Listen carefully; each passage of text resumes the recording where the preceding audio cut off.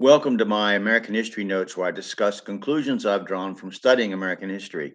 You won't agree with my conclusions necessarily, but you should at least know about the things I'm talking about and much more to be conversant in American history. And this is a survey. I'm skimming the surface. It's not real deep, so you'll be able to investigate these things more and more to find out what conclusions you're going to draw. So we're going to continue talking about Woodrow Wilson, um, his his term in office and the things that happened. Monumental time in American history. A lot of things changed. It was a reworking of our republic. So let's begin. Woodrow Wilson, he kept us out of the war, was his slogan in 1916 for re-election.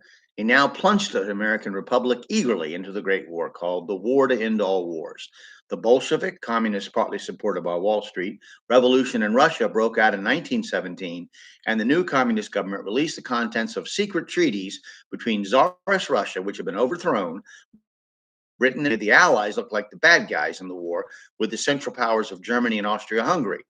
Wilson responded with his 14 points message to Congress as the only acceptable terms for peace from the American viewpoint.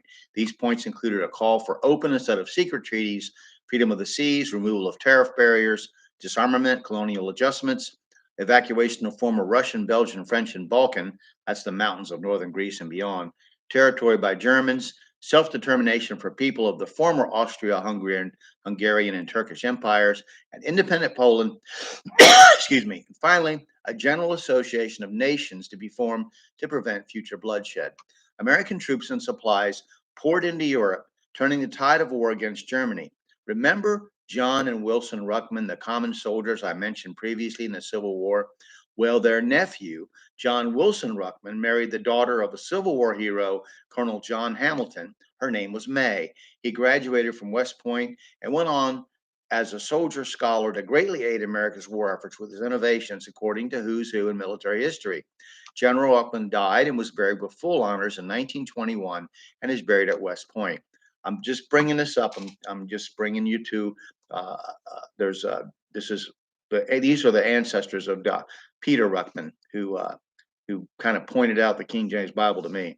So just kind of giving you context with just an individual people. 11 months after our entry, Germany asked for an armistice, a truce, or a temporary cessation of hostilities. Wilson made the first trip of an American president to Europe to head our peace delegation himself.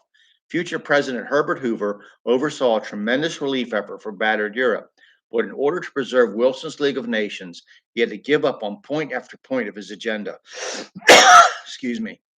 The Treaty of Versailles reduced a war-weary Germany to a humiliated nation.